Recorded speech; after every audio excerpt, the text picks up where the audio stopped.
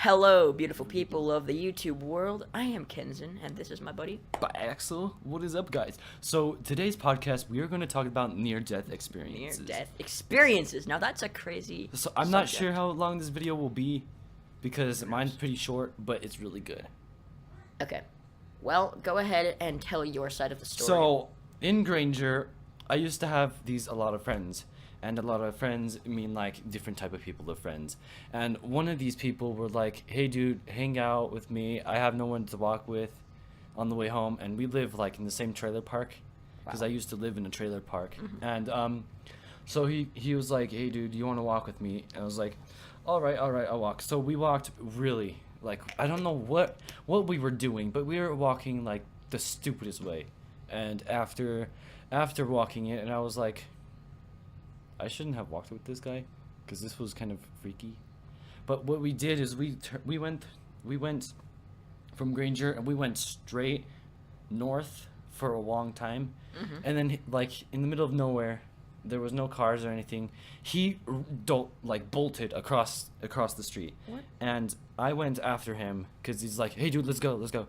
And then he was like, "Dude, you should have waited." And I was like, "You told me to go, you dummy. I thought you was watching out for me." And practically what happened was I was this far away from a U-Haul truck, Damn. speeding 60 miles an hour down the street.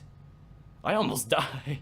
Damn, dude. And then there's like fences and stuff we had to jump over, so I jumped over the fences with him. And there was like a huge canal. I'm sure if you live in Utah, you know this canal. It goes from like clear east all the way west. It's huge. It longs forever. Well, it's probably not just in Utah. Like, if you live in our area, you probably know about it. But not But just in the state. But anyway, he for some reason there was like a huge gap, so we had to jump over it, and it was like I don't remember. It was like maybe 20-30 feet, Damn. and it was like a 6-foot gap, and I hit my toe on the corner of it, and I like tripped, face planted, and like scratched up my nose and my face right here. Damn. And I had to struggle to get up, and it was like, 20-30 feet. I could have died. Damn, dude. That's And it's like, cause like where I would have landed if I didn't make it is like on concrete, and then right next to it is the canal. damn. So like, it hurt. My knees still hurt. To this day, his knees still hurt. Yeah, they do. Like every once in a while, it'll hurt because I hit my knee on the wall. It's like a rock wall. It had like jagged edges, rocks, and dirt, and all types of stuff. Yeah. So I'm not friends with that guy anymore. Makes sense. Yeah. Also, I decided to just take the school bus home instead of walking. Makes sense, yeah. Even though I like walking, it's really hot in Utah sometimes. True. And I always wear pants for some reason. I'm not comfortable wearing shorts unless I'm at home or, going to a place. I don't know why. Just school. I don't like to wear pants. I mean, Same. shorts. Same. So I always just wear pants. Me And too. it's comfortable. And I was wearing black pants and a black shirt. I was dying. And I had my backpack, which was also black. Everything's black. You fucking goth. I Okay. used to think I was. Obviously, looking back, I looked like an emo motherfucker. True. Wasn't goth at all. Okay, so let's move on to my portion of the video here. I've never heard this. Okay, well, I don't actually personally have a near-death experience, but my mom did. Really? And I was alive, and I was there when it happened. So I have a pretty good recall of the story. I mean, this was a while ago. I was quite young, so I might leave some parts out. But basically what happened is, a while back, my mom was engaged to this dude named Levi. And basically, he ended up being, like, he started getting into drugs and shit. So she was just like, "I'm done with you." And left. And so they didn't ever get actually married. But after that, she got with this guy named Steve. Now let me tell you about Steve. He seemed like the coolest guy. When I first met him, he was the coolest guy, dude. That He reminds me of Mark. I'll have to explain that in a minute. Okay. So yeah, Steve, I really liked Steve. He was a cool guy. He was a cool stepdad. And he would always call me my man and shit, Like, he just made me feel special. And I liked that guy. He was really cool. But one day, he showed his true colors, and he just fucking snapped. Now, I'm pretty sure this was quite literally over spilled milk. I think one. I'm not kidding. Like what? It was either me or my sister. We spilled milk on the table and didn't clean it, and so Steve came downstairs, and was like, "Yo, why didn't you make them clean up their mess?" And she's like, "I'll make them clean up their mess." And so she came and told us to clean up the mess, and then we were like, "Okay, give us a second. We're busy," and basically, she just went and did it herself because she didn't want to wait. And then basically, Steve saw her doing it and just snapped. He was just like, "Dude, why? Why did you clean it for them? You're supposed to make them clean it. They're not going to learn if you don't punish them." And basically, he just got really mad, and he ended up punching my mom several times and, like, Dang. beat the shit out of her, dude. Her face was all messed up. Basically, what happened is, he like pushed her down into the basement and was like just punching her in her face over and over. And I mean, if I was older and more experienced, I would have grabbed a knife and fucking stabbed the guy. But I didn't know what I was doing, and You're I in was for a just treat, dude. I was gonna stab him. I shit you not, I would have if I was older. But dude, that guy was fucked up. And so basically, what ended up happening is me and my sister went downstairs. When he went upstairs, and basically, well, let me tell you exactly what happened the first time. Basically, the first punch was like really hard. He was up on the stairs, like walking up the stairs, and she like walked towards him and was like, "Can you not yell at me?" And he just boom, really hard, right in her face, knocked her out. She like fell backwards and pushed the table over, and she was just laying on her back. Me and my sister just paused the show we were watching, walked into the living room, and just looked down at her as she was lying there. She just opens her eyes and she's like, "What happened?" And then that's when me and my sister were just like freaking out. And then Steve came back down, so we ran. We went outside, and we were just hiding out there. And so eventually we went down into the basement where he had her down there, and basically just pummeling on her over and over. And then he walked upstairs for some unknown reason. We went down there, and my mom could barely get out the words, "Get my phone," and call the police. And so we went upstairs and we grabbed her phone and we brought it down to her.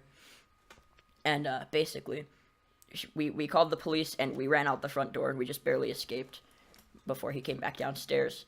And not only would I have stabbed the guy, but I also would have slashed his tires with a knife if I was more experienced, if I knew what I was doing at the time. And I just had a dull knife. So, no, I would have grabbed a fucking kitchen knife, dude. I didn't have a knife back then. But, so basically, we went out the door and we went to our neighbor's house, and he held us in there for a while, and then we saw him go down the street, and he left. The police and the ambulance came, and they took my mom, and they took her to the hospital, and the next thing I heard was that she barely survived, and the doctor said if he would have hit her one more time, she would be dead. And so that was her near-death experience. Like, she Jeez, bro. almost died. And so basically, the fact that it seemed to them like Steve was actually just trying to kill her at that point, they barely made it like a nationwide thing instead of a statewide thing, which was good because Steve left the state, and he ended up in California, I think, is where they found him. They found him in California, and they arrested him, and they found like those records. And this was like several years later when this happened. This was actually kind of recent. And so they found him, and they were gonna have my mom go to court with him and everything, and they were gonna like have him arrested for his life pretty much. And at that point, basically what happened is, or well, not for his life, but for a very long time. And at that point, what happened was she got that call from him, and she was all excited to go to court and everything. And then eventually nothing. We never heard back from her, or from the state, or from the country. That happens quite a few times. Like you hear nothing from them. It was years after when they called her and they were like, "Yeah, we found him," and then we never heard from them again. Not once. It's been months. It was like 2017 when this happened, like mid 2017. So that was not that long ago. Yeah, and It was like 6 months ago or something. And we like still that. haven't heard back from them at all. So, Man, that actually reminds me. So, I had a Swiss Army knife about this big, and that just showing you, the size of it. So, my mom had a boyfriend. We used to live in an apartment place called Overlook Point. I mean, there's no reason I can't say that because I don't live there anymore, and so, So when, let's see. So she had a boyfriend, and of course, for some reason, she'd always let her boyfriends live with her. So he was the coolest guy, you know. He played bass for a metal band, which is the reason I got into metal. He showed me like the first song over Under and Over It by Five Finger Death Punch. And you know, we would listen to that in like a sedan. It was like some Saturn or something like that. It was a nice car. I really liked driving it and stuff. Well, not driving because I was like 10. Yeah. Actually, it was 12. So the only problem with him was that he would drink, and he would drink constantly. Like at work, he wouldn't drink, but when he got home, he would instantly drink. He would drink a beer, and that's, you know, he wouldn't drink soda. He wouldn't drink anything, just straight beer. It was natural light or like Ice Stone or some stupid, you know, blue white. I just remember cans like this big, like the Monster cans. Yeah. And like for some reason he was just mad at work. Like he talked about like, because he used to work for a drill bit company, which would like make these giant drill bits to go dig through tunnels, mountains, stuff like that. And he told me the story of how he saved somebody's life, like using one of those drill bits he had to spare, and he used it to dig someone out of a cave, Wow. which collapsed, and like they almost died because of oxygen.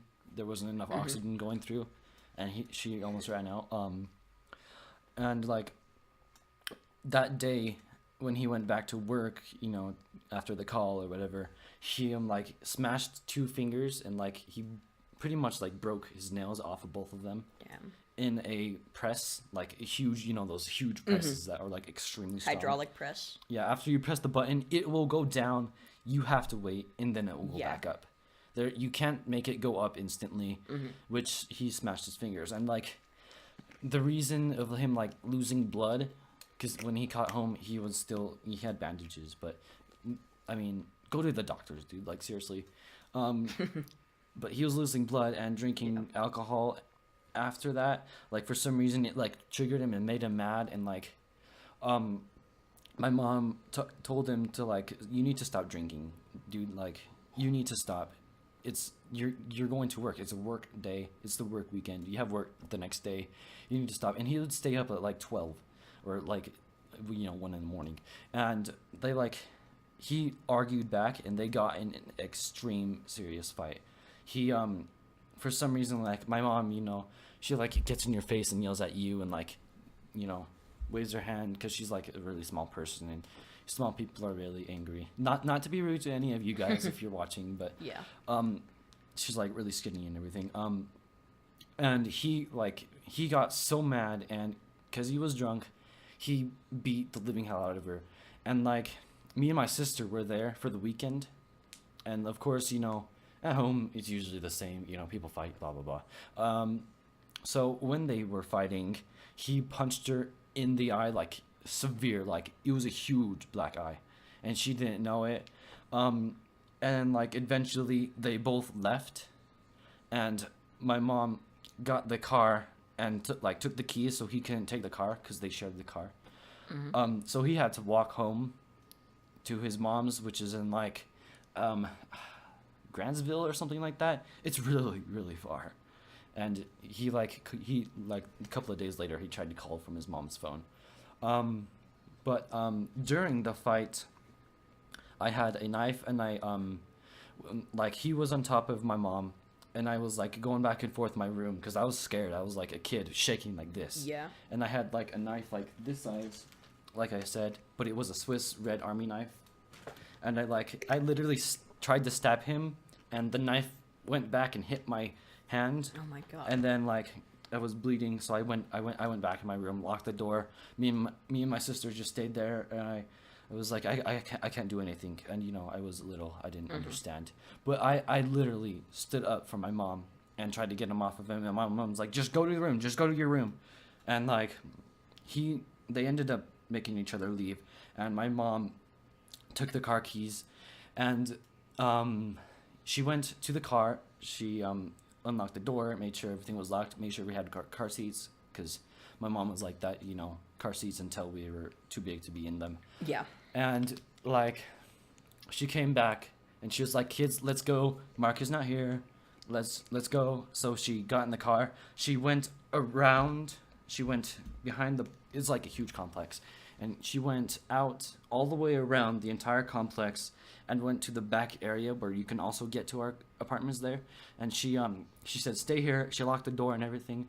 And like next thing we know, she was like carrying the TV, carrying blankets and stuff. And we and she was like, he was back there, so she didn't go back. But I had to help her pick up this big ass TV, which we still have. It's huge. It's like this big, from my fingertips to my fingertips over here. That's pretty big. And it was heavy too. It's like the flat screens that are not really flat. Oh, yeah, they're like those, this thick. Those are fucking heavy. And we put it like on top of us in the car. Me and Kayla had to be in the back because I couldn't be in the front, too young, you know. Mm-hmm. And we went to there's like a duplex thing where like you can go to the dentist. Like it was like a building that has a bunch of different places in between different rooms. Yeah. And so we went there and we just stayed a couple of hours and we saw him, but he didn't notice us, so we turned the car off, turned the lights off, and just like ducked and made sure he didn't see us. Then like he left and he went to Grantsville, which was really far from Overlook. It's like, I don't know, an hour and a half drive. So that's like a couple of days maybe to walk there. Probably went to go sleep at his friend's house or something. And then he ended up calling, and then like my mom never answered. And funny thing is, that day was the day we left the apartments, and we made it so that his name was on the bill, so he had to pay for everything. He had to take all the stuff out. He had to move out. He had to also go into court because he like destroyed a bunch of wall and a door and window and all types of stuff. And like the people called the cops, and he went to jail for about a year. Wow.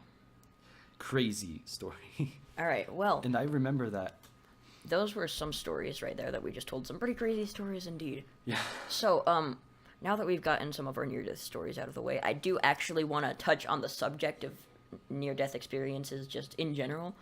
Because, okay, what I specifically want to talk about is that Christians or other religious people have an argument about near-death experiences that they kind of use to argue that their belief in, like, the afterlife and whatnot is real. Because people who have near-death experiences claim that they see white and all of the dead people in their life standing around them. And I mean, I get that. I used to see ghosts as a little kid. Really? Mm-hmm. It's interesting. Huh. So, basically, they use that argument a lot. And what I have to say about that as an atheist is that I feel that that might not be them seeing heaven, but you know how whenever people say, like, my life flashed before my eyes, like, people have been saying that all the time. They probably say it for a reason. And the reason people believe that it's heaven is because these near-death people claim that they're only the people in their lives that had died that are there with them, like, surrounding them, standing around them.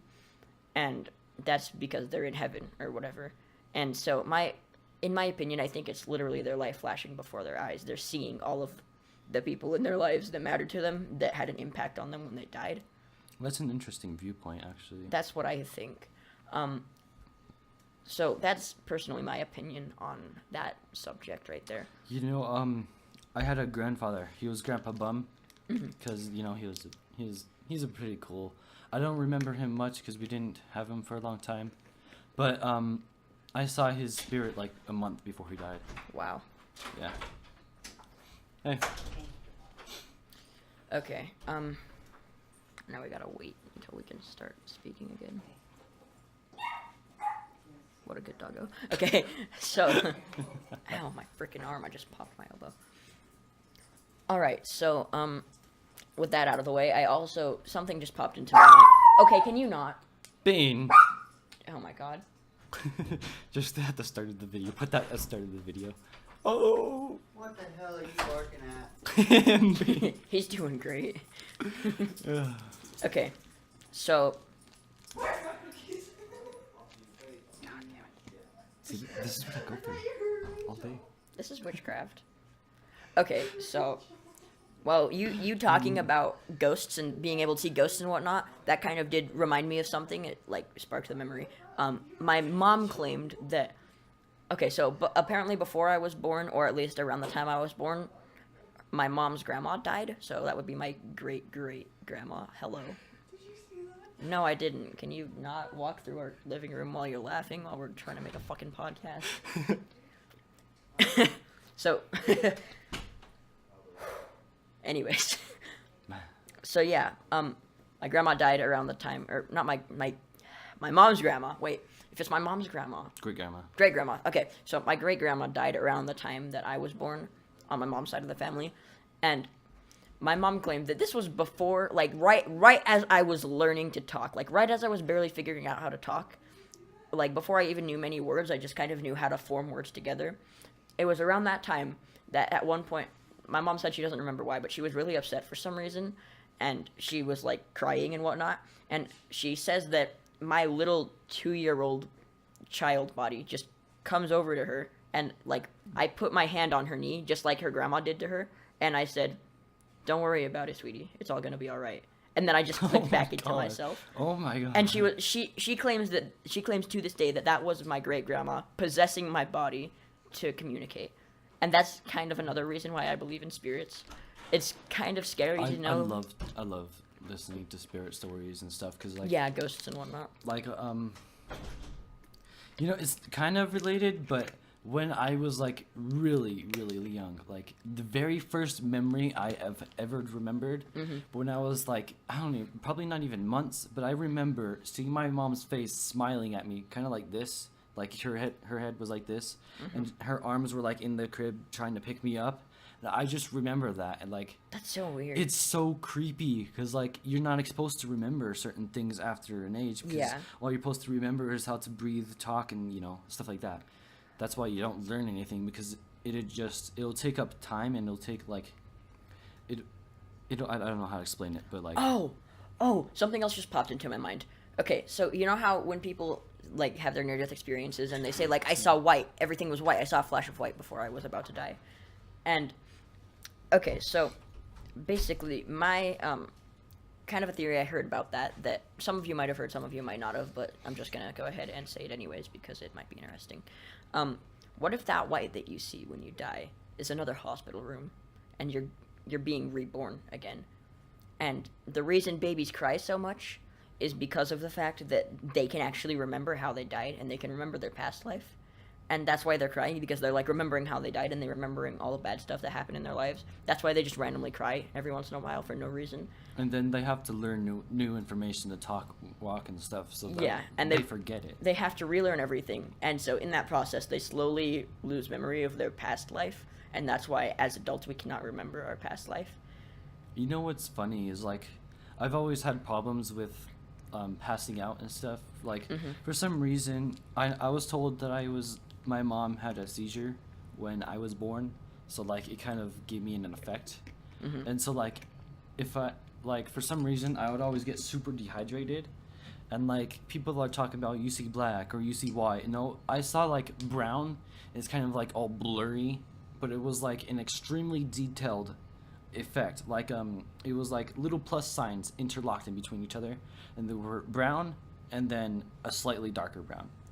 And I remember like it all being weird, kind of like if you were to put that on water and like wavery and stuff. Whoa. Like that's what I see all the time. Like if I stand up too fast, I'll see that too, which is why I'm just like a really slow person. I think sense. it may have an effect of being so tall or something, because I'm a big person. Perhaps. But yeah, also another thing about that theory, maybe certain memories, like little tiny ones, somehow still linger on, and that's what causes deja vu. Deja vu? Yeah, maybe. Because deja vu is one of the things that creeps me out. Like, I'll be in a place that I've never seen in a dream, that I've never been to before, and I'll be like, this is oddly familiar. Maybe that's what multi-personality disorder is. Multiple personality. That's a more interesting topic. Maybe we can touch on that in another podcast, but for now I kind of want to stay around the topic. Near death, yeah. Yeah. The death. Death. Angel of death! Slayer. I was gonna say something else. Let me think what I was gonna say.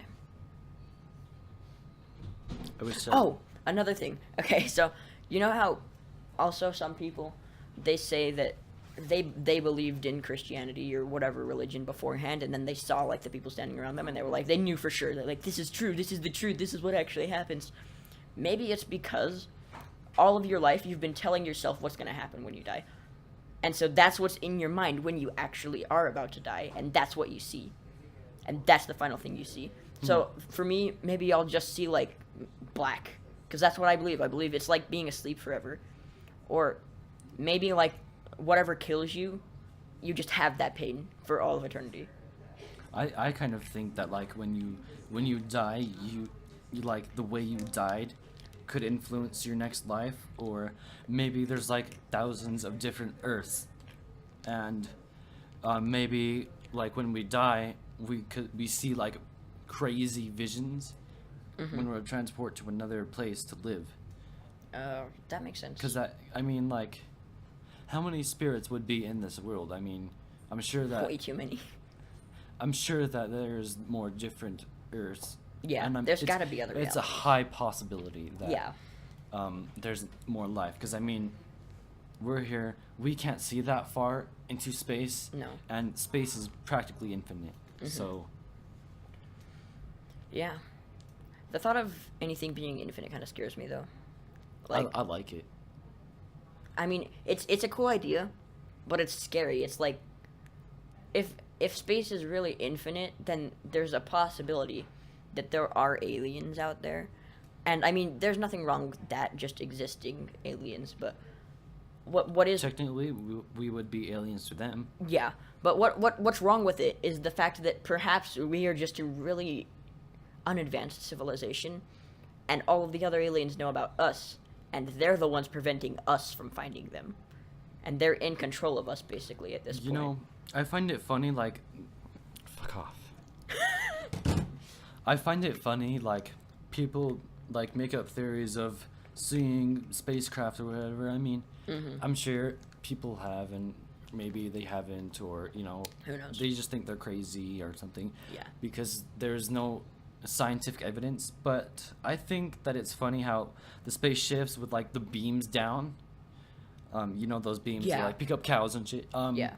I find it funny that our satellites look like that. Like, I saw a video. True.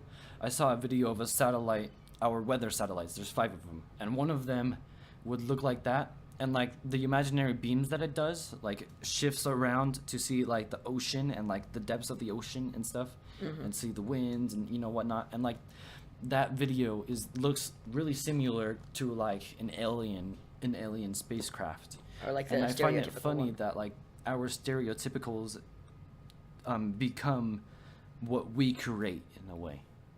Maybe actually the stereotype, like flying saucers, are based off of that satellite. Maybe it's the other way It around. could be. Who knows? But I do feel like that kind of wraps up everything here.